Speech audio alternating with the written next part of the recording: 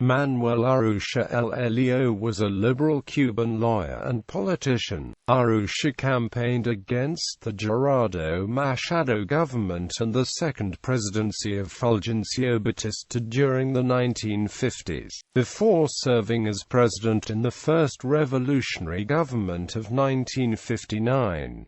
After only 6 months, Urrutia resigned his position due to a series of disputes with revolutionary leader Fidel Castro and emigrated to the United States shortly after. Role in the Cuban Revolution.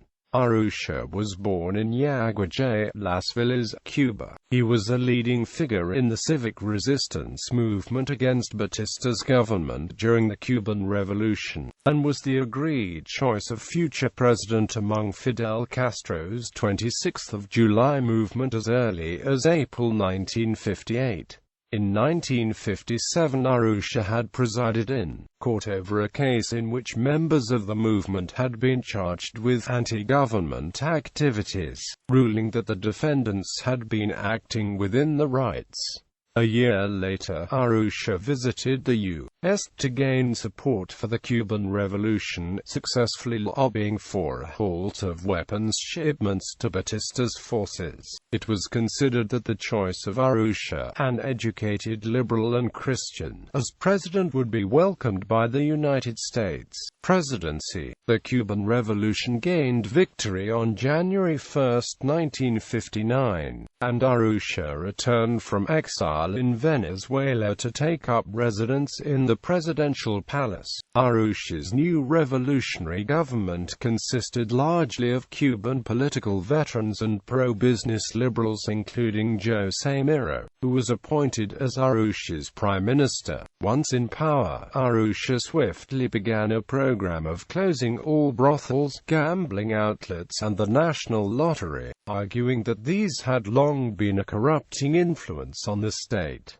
The measures drew immediate resistance from the large associated workforce. The disapproving Castro, then commander of Cuba's new armed forces, intervened to request a stay of execution until alternative employment could be found. Disagreements also arose in the new government concerning pay cuts which were imposed on all public officials on Castro's demand. The disputed cuts included a reduction of the $100,000 a year presidential salary Urrutia had inherited from Batista. By February, Castro had assumed the role of prime minister following the surprise resignation of Miró, strengthening his power and rendering Urrutia increasingly a figurehead president. As Urrutia's participation in the legislative process declined, other unresolved disputes between the two leaders continued to fester. Urrutia's belief in the restoration of elections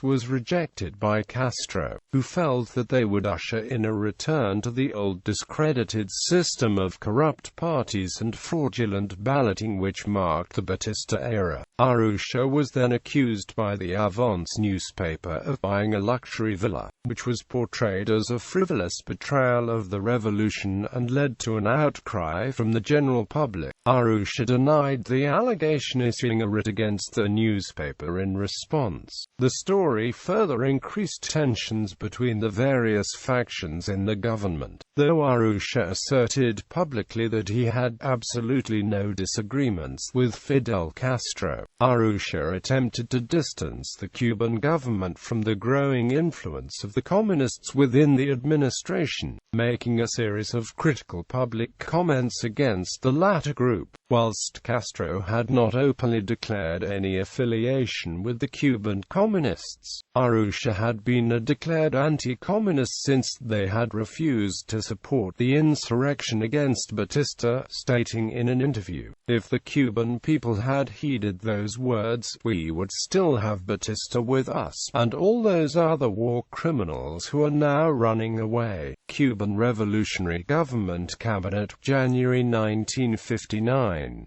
Prime Minister, José Miró Cardona. Minister of State, Roberto Agramonte. Minister of the Treasury, Raúl Chibar. Minister of Justice, Angel Fernandez Rodriguez.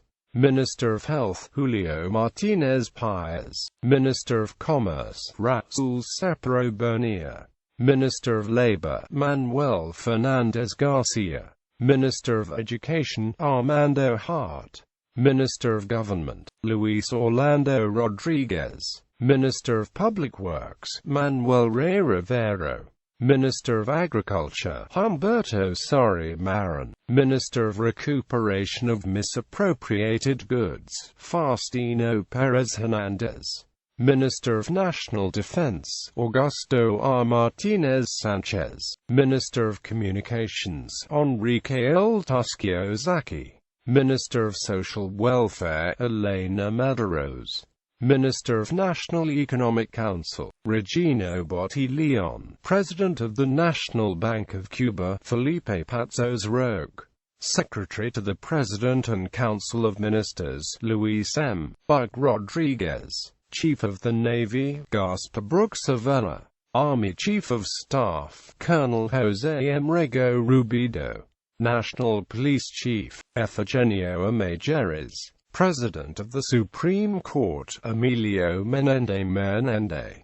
Supreme Court Prosecutor, Felipe Luis Sabrago. Ambassador to the United Nations, Adiz Garcia. Ambassador to the United States, Ernesto Dihigo. Delegate General of the President to the Armed Forces and the maximum leader of the 26th of July movement, Fidel Castro. Resignation on July 17, 1959. Conrado Becker, the sugar workers' leader, demanded Urrutia's resignation. Castro himself resigned as Prime Minister of Cuba in protest, but later that day appeared on television to deliver a lengthy denouncement of Urrutia, claiming that Urrutia complicated government, and that his fevered anti-communism was having a detrimental effect. Castro's sentiments received widespread support as organized crowds surrounded the presidential palace demanding Urrutia's resignation, which was duly received. On July 23, Castro resumed his position as premier and appointed Osvaldo Dorticos as the new president.